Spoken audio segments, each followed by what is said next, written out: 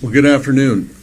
We're here today to discuss keeping South Dakota safe, particularly in the Sioux Falls area. I'm joined by several local and state leaders, including Mayor Paul Tenhagen, Sioux Falls Police Chief John Toom, Minnehaha County State's Attorney Daniel Hager, Minnehaha County Chief Deputy Sheriff Jeff Gromer, and Lincoln County Sheriff Stephen Swenson. Also Secretary of Public Safety Bob Perry, and Colonel Casey Collins of the South Dakota Highway Patrol. We also have Brookings County State's Attorney Dan Nelson. Earlier today I had the opportunity to tour several public safety resources here in Sioux Falls. We visited the county jail, the state's attorney's office, the law enforcement center, and I saw some training here at the public safety campus. I wanted to shake the hands of the hardworking public officials in law enforcement, and I wanted to hear directly from them what their needs are. A couple of weeks ago, I made my first speech as governor to the legislature. In that speech, I promised that we'd be making some announcements about keeping South Dakota strong, safe, and free. I also said that when it comes to keeping South Dakota safe, my goal is low crime and respect for law enforcement. My philosophy is that the best way to fight crimes is to hire more officers, not to increase penalties. Believe it or not, it has been 25 years since there has been a force expansion in the Highway Patrol in Sioux Falls. I'm not getting into the exact numbers, but our staffing has been stagnant. Meanwhile, Sioux Falls' population in that same 25 years has grown by 70%. I'm not telling any of you anything you don't know, but Sioux Falls is booming. At the same time, the Sioux Falls road network has expanded considerably. The city has grown in all directions, lanes have been expanded on major streets, highways have been widened, brand new routes like the Veterans Parkway have sprung up. In the last 15 years, the vehicle miles traveled have increased by 500 million in the Sioux Falls area. That's kind of hard to wrap your mind around. All this growth stretches our existing resources pretty thin. This creates coverage gaps and reduces law enforcement visibility. We all know that law enforcement visibility is crucial to keeping our communities safe. Area law enforcement has largely kept up with the growth. Over the last 15 years, the Sioux Falls Police Department has added about another additional 50 officers. The Minnehaha County Sheriff's Office force has nearly doubled in that time period. The Lincoln County Sheriff's Office has more than doubled in that time period. But the Highway Patrol has been stagnant. Today, I'm here to announce a major force expansion of the South Dakota Highway Patrol in the Sioux Falls area. I'm proud to announce that we will support an additional squad of Highway Patrol troopers in this area. That means 8 more troopers and 1 sergeant overseeing them. This expansion is crucial to address the significant growth and increased demands in our region. This proposal will still need to go through the appropriations process in the legislature, but we've talked to legislative leadership about this earlier this week, and we have a number of legislators in the room with us today, so thank you for attending. I know we're in a tight budget year, but this expansion will not be using any state general fund dollars. Instead, it'll be paid for by state highway funds. This includes one-time dollars of roughly $1 million and ongoing costs of $1.4 million. Again, those will not be paid out of they will be paid out of state highway funds, not general fund dollars. Our Department of Transportation supports the use of highway funds in this effort. To be clear, what we're doing represents a partnership between the state and the city of Sioux Falls to fight crime. I'd like to invite Mayor Paul Tenhagen to the microphone. The mayor knows better than anyone else the the public safety needs of the Sioux Falls area. Mayor? All right, thank you, Governor. Well, good afternoon, everyone. I'm grateful for the solid partnership that we enjoy with the State Department of Public Safety. I want to thank Governor Rhoden for choosing to invest in public safety in our state, specifically in the Sioux Falls area. Within the governor's first month in office, he's already here in the biggest city in South Dakota, making commitments to public safety. And I think that says a lot about what we will see from the Rhoden and Venheisen administration. It shows that this is going to be a priority, and it's a priority for our residents as well. You know, whenever we have needed help in Sioux Falls, especially around public safety, the state has really been quick to lend a hand for Sioux Falls, whether it's been natural disasters or civil disturbances. In fact, the Lieutenant Governor and I were just talking about, it was 4 or 5 years ago, we sat in a conference room in City Hall when we had civil disturbances, and we managed through that with the help of the state. And we always look forward to partnering with them in the future, and they're currently on initiatives like this. So, you know, it's no secret that Sioux Falls in this region continues to grow, and it's really important that we stay ahead of that growth. In fact, this campus that we're on right now, it was built anticipating the growth that we're going to see in this region and the training that we're going to need as our cadet classes grow, as our law enforcement continues to grow. And public safety is really a collaborative effort at all levels, with the county, with the city, with the state, with all of our partners. We added 7 officers this year through our budget process, and so our authorized strength is now just over 300 in Sioux Falls PD. And our current population here in Sioux Falls is right around 220,000. So that's today. But as I said, we're planning ahead, and currently we're going through a planning process called Shape Sioux Falls. And in 2050, which honestly doesn't sound like that far away, we're estimating that our city population will be right around 368,000 if we continue our growth trajectory. And for the MSA, our Metro Statistical Area, we're going to be just shy of 500,000 people in 25 years. And so we have to continue to keep investing in public safety and collaborating in public safety with initiatives like this. And one of the top concerns my office hears about from our community is crime. And specifically, there's a big concern about speeding, right? And exhibition driving. There's a bill in the legislature on this right now that we're trying to get ahead of some of these organized drag racing events and things like that. Representative Sue Peterson has been carrying the water on that for us. But this additional highway patrol unit is going to help address both of these things. And it's especially important as we finish South Veterans Parkway, which will add 9 miles of highway in our city. And so I can't say thanks enough to Governor Rhoden and the state for making public safety a priority, and really within your first month in office, Governor, coming to Sioux Falls and saying, hey, I want to make a statement that public safety is going to be a key initiative to my administration. So thank you for that. It really means a lot. So thank you, Governor.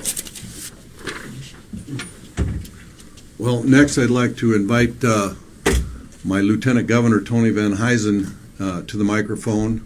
I am pretty excited about partnering with Tony Venheisen, especially being a West River rancher and having that kind of connection to our biggest economic engine outside of agriculture in the state of South Dakota, which is Sioux Falls. So I'm pretty excited about the balance he brings to my ticket to provide me current information and advice on dealing with the largest city in our state. So, Tony. Thank you, Governor, and I'll be brief. You know, it was honored to be in this role as Lieutenant Governor, but until just a couple weeks ago, I was a state representative representing part of Sioux Falls. And in the past 2 or 3 years, I've run 2 campaigns to be elected to the State House. And I can say that by far, the 2 issues that I heard the most about as I was going door to door and listening to my constituents was property taxes and public safety, crime. Well, yesterday we had an announcement in Pierre where we talked about the governor's plan to start addressing property taxes for homeowners. Today we're here to talk about what we're going to do to confront crime.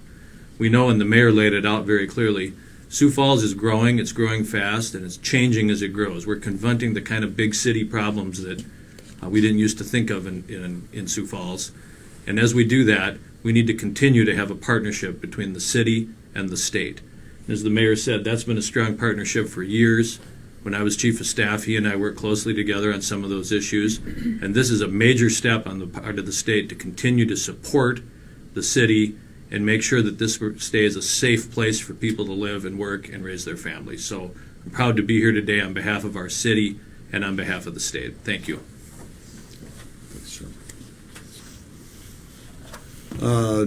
Next up, I would like to invite Chief John Toom to the microphone. Chief Toom can talk about the public safety needs of the Sioux Falls area from the perspective of law enforcement.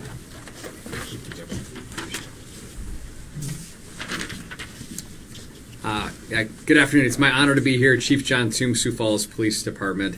I'd like to start just by reiterating how the South Dakota Highway Patrol has been and will always be a great partner to the Sioux Falls Police Department.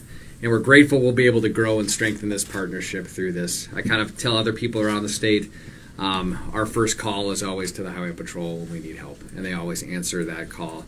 And I learned this from a young recruit officer. It's part of the culture of law enforcement for our state. Being trained by highway patrolmen when I was a rookie, working through the ranks, having them cover me on traffic stops throughout the city, standing shoulder to shoulder with them on SWAT call-outs throughout our state, shoulder to shoulder at civil disturbance events, and now as an administrator, making that call to the people in their leadership to say, hey, we need help with this, or how can we partner with this issue that we're experiencing. And so again, for us in law enforcement to have this partnership even solidified further, I always say, always happy to see a fire truck at a medical call, and always happy to see a trooper in our town, right? And I think that's just one of those things as cops we stand by and we're happy to see. But as the mayor mentioned, our city is growing in all directions. He throws out those population numbers, and I kind of take a deep breath, right? Because I'm thinking about where we're headed as a community. Just the sheer size and magnitude are something I think we maybe didn't think about 20 years ago. And proactive moves like this to address what we see as public safety, to meet the expanding population and the expanding roadway, are things that we just have to make decisions on now. I think we see in other areas we can push stuff off down the road, but making proactive decisions sooner than later puts us in a position to deal with the challenges that we're going to experience. So this investment of increased law enforcement obviously helps tremendously, and I know we take it as great comfort. We are seeing more than 5,000 calls more for service annually than we did 5 years ago. We responded to over 130,000 calls for service last year alone, and we know that the continued strain on our resources will go as our population grows. And I think to look at that population growth, I think sometimes people paint the negative lights, but we have a lot of great things that are happening with population growth, but just sheer magnitude and scale are something that this move will help out with dramatically. And so keeping our community and region safe is a collaborative effort. And I know we have relationships without rivalry. We stand shoulder to shoulder in times of need, and they're always there to help each other when we need it. And a move like this today just solidifies that partnership and sets us up well for the future. So in really looking forward to and appreciate the commitment and the time that everybody's made here to come today to acknowledge that. Thank you, Governor. Well, with that, I think we'll open it up to questions. Right here. Thank you, Governor. Safety goes hand in hand with corrections. We have legislation in Pier right now that would put a lot of money to appropriate a lot of money towards building a new prison in Lincoln County. Do you think you have the votes right now in the House and Senate to get that legislation to your desk? I don't know the answer to that, and I think I've been pretty plain spoken. Votes aside, what my position is on building the prison, but you know what my opinion is. We have a lot of law enforcement here in the room, and I would rather turn that question over to some of our law enforcement as far as the necessity. We have the city police, we have the sheriff's office, state's attorneys. What else? I'd like to hear from them. I'm sure we'd all like to hear that. If I may. Yes. Introduce yourself. Daniel Hager, Minnehaha County State's Attorney. we need to build a penitentiary. It's not an exciting thing to say we want to do it, but it's important to have a facility that's safe for the inmates who are there. It has to be safe for the guards who are working there. That building, you'll hear politicians talk about, I'm a fifth generation South Dakota, fourth generation, right? You talk about how long our roots have been here. That building's been there longer. It needs to be updated. It needs to have an environment that lets people rehabilitate themselves when they're there. That's missing right now. Most of the individuals who are going to the penitentiary, my office works hard to balance rehabilitation, punishment, deterrence.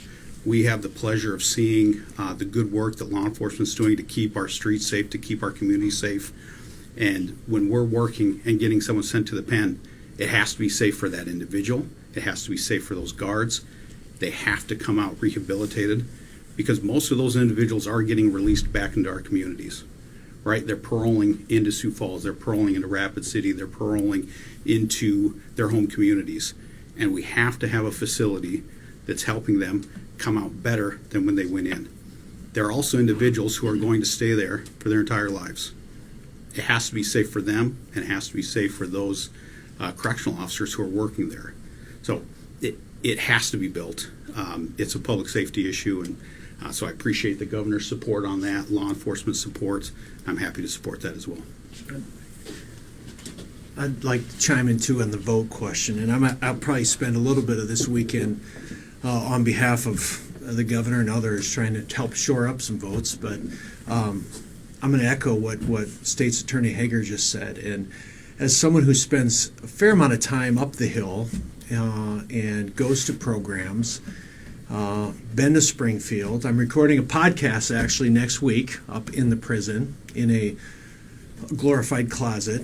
There's simply no space in that facility to rehabilitate the inmates there. And we can talk about rehabilitation all we want and how important that is, but without the right facilities, it is a pipe dream. And we simply do not have the facilities for that. And my message to our lawmakers and peer would be, one, it's not going to get any cheaper to build this prison. The time is now. Two, our state is not going to get any smaller. We just shared some growth numbers that are showing where we're headed. And three, we need to have facilities that will allow us to do proper programming that will give these guys a proper shot when they get out. And people will say to me, well, Paul, you're just glad it's not in Sioux Falls. Listen, Lincoln County, Minnehaha, they're all going to get paroled to Sioux Falls, whether it's 10 miles out of town or whatnot. It's a Sioux Falls penitentiary, wherever it's located. So the location doesn't really matter to me. But I can tell you, as someone who goes to classes up there, who goes to the Toastmasters Club that meets up there, who's trying to help these guys, make a better life, they simply do not have access to what they need, largely due to the facility. So, are the votes there? I don't know if the votes are there, but we're gonna work on that. I'm gonna do what I can to help these guys make sure the votes are there, because the time is now to build that thing. I'd be curious to hear from Lincoln County officials on the prison. How do you navigate that? It's not popular in your county, but you want it on that site. So, unfortunately, the sheriff's wasn't at a conflict. Can you speak to it? I guess since it's going to be in our backyard, I prefer not to.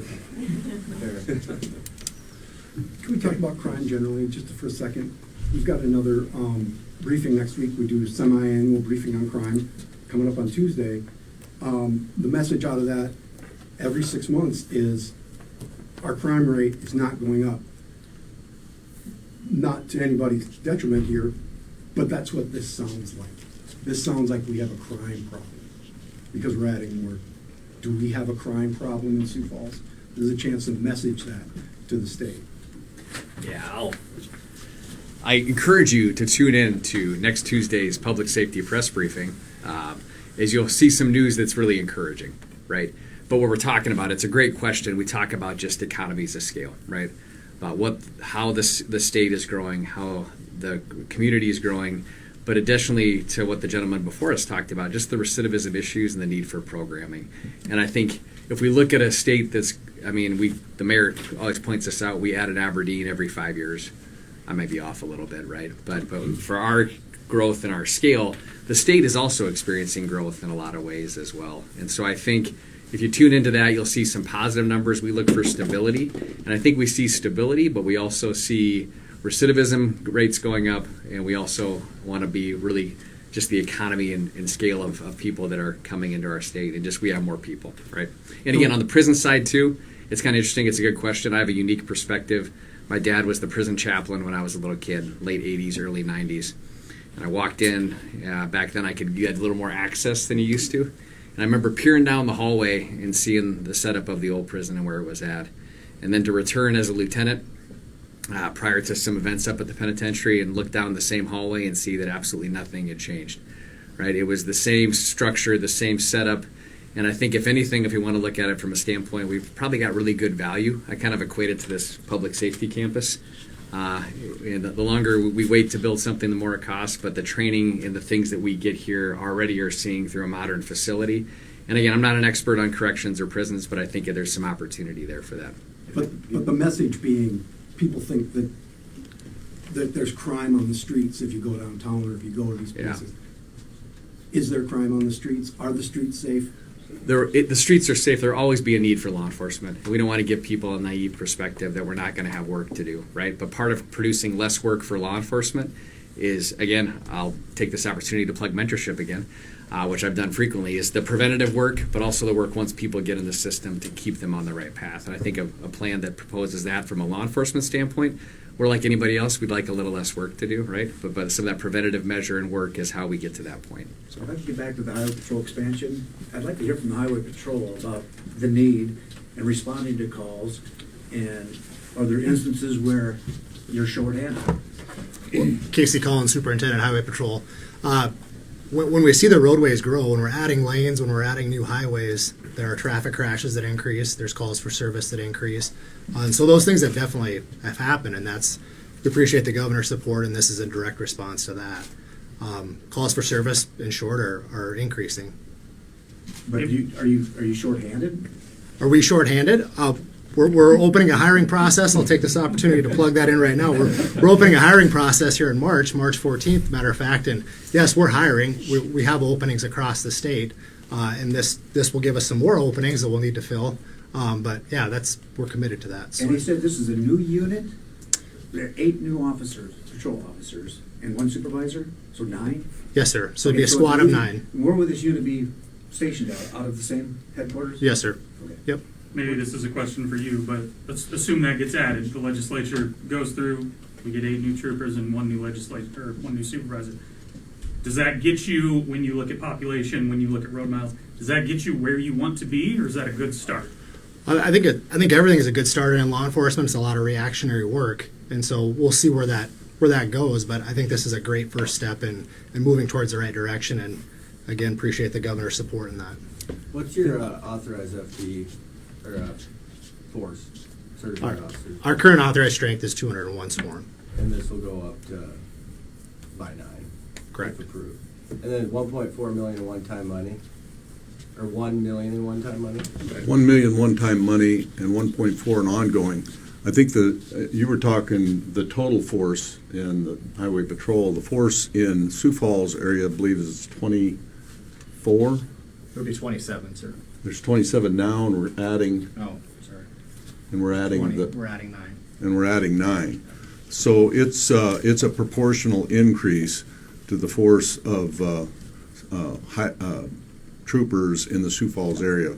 And I'd also add that I think in May we'll have 12 more Highway Patrol graduating from Law Enforcement Academy. Governor, I understand you're saying there's a reallocation within this fund of this over like $1 million, right? What is being taken? Is that correct? Yes, it's. And what is it being taken from? I guess then.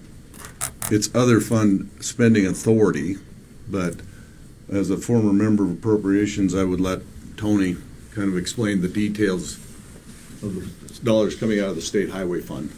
Yeah, the State Highway Fund is funded by vehicle registrations and the state gas tax. And those funds are used to fund the South Dakota Highway Patrol because it is part of the highway system, the transportation system. So that's the dollars that will be funding this. Highway Patrol has always been funded in that way. It's funded through the Highway Trust Fund. But we take this, there's just that much more like than typically has come in, there's $1 million laying around, or is this $1 million that would go to something else that is now being used for this? It'll be reallocated in future years, although that trust fund grows over time as gas tax, vehicle registrations go up, just like any tax revenue source does. What's the one-time money for? I think probably equipping the officers' cars and equipment. Looking at issues of public safety in Sioux Falls, Mayor Ten Aiken mentioned that speeding is a hot button issue. Another one that's been discussed a lot in recent years has been homelessness. And I wonder how this expansion will impact that issue, and more broadly, what is the state government's role in addressing that issue? Let's start with that. Sure. Yeah, I would be cautious to put homelessness and highway patrol in the same category, because that assumes homelessness is a crime, which it's not. So I don't think those are in the same category. There's certainly criminal behavior that can sometimes happen with that. I see that more on a local level with our chief in the Sioux Falls Police Department. Typically handles crime that happens within our homeless community, and so that's an issue. Whole separate topic we'll likely get into on Tuesday when we talk about our crime stats and what's happening with that. We have time for 2 more questions. Joe? Hey, can you guys explain how jurisdiction changes, what the responsibilities are between PD, sheriff, highway patrol? I mean, we see highway patrol on the interstates and highways. We don't necessarily see them on our city streets. Don't see a lot of deputies on the city streets. Just explain how all that works. So it's a unique nuance, right? So jurisdictionally, troopers have jurisdiction within our city. Everywhere, right? That's their jurisdiction. The sheriff's office does as well, but we have a really good working relationship. So if something happens on I-229, I-90, I-29, troopers are the primary, and then we would back that up. What we see a lot of times within Sioux Falls is, especially we've had some cooperative saturations where Lincoln County Sheriff's Office, Minnehaha County Sheriff's Office, HP, and us all work together to do traffic saturations. But it's not uncommon at all when we need cover or when a critical incident happens for people to come, regardless of your agency, and go to that. So we kind of have our own little niches carved out, but we cross those niches depending on what we need to do at any given moment. And I can tell you, from my experience as a street cop, you want to see an uncomfortable PD officer, put them on the interstate on a crash, right? We're happy to have the troopers handle that part of law enforcement. And then when we deal with some of the stuff in town, I think the troopers are happy to be backing us up. So we work together and kind of work at our specialties, but also in times of need come together and work really well together. I think we have uncommon collaboration across the board in a lot of public safety, whether it's PD and fire, but also within the law enforcement entities, where we work super well together. We continue that relationship to be strong. Should we expect more speeding tickets? I mean, and I don't mean that in Well, a bad way. I mean, I'll tell you what. Cracking down on speeders on the freeway. I've invited the highway patrol. I called Collins right when he got his. I'm like, hey, whatever you guys want to write as many tickets as in town, you guys go and do what you need to do. We see this collectively as a collaboration, and I think that's what one of our primary complaints is speed. One of their specialties is speed. So we'll work together to make sure we can make inroads in that part too. So. Thank you, guys. One more? No? Give it to him. Yeah, we can give you one more. Thank you. Much appreciated. For Governor Rhoden or whomever else wants to handle this, do you believe a new prison needs, I emphasize that word, needs to be built at the proposed site in Lincoln County? I do, and here's why. We started this process a number of years ago, and we did things right, and we did an extensive search. Where's Ryan? Ryan is out in the hall here. He worked extensively on this, and we got a lot of buy-in. He I don't know how many different sites that we went through, dozens, trying to find the right site. When we settled on this site, it was very attractive for a lot of reasons, not the least of which is the state already owned it, and to find a spot like that with as few of close, proximity residents is pretty rare. But beyond that, just the process we went through of getting the appropriation, the site approvals and the permitting and the bidding process and all that, to get that done to where we are, not to mention having the ability, which was historic and unheard of in our state, to be able to accumulate over $600 million in one-time dollars and set them in a prison construction fund and be this close to being fully funded. Absolutely unheard of in the nation, that you would build a $750 million project and pay cash for it, which represents $600 million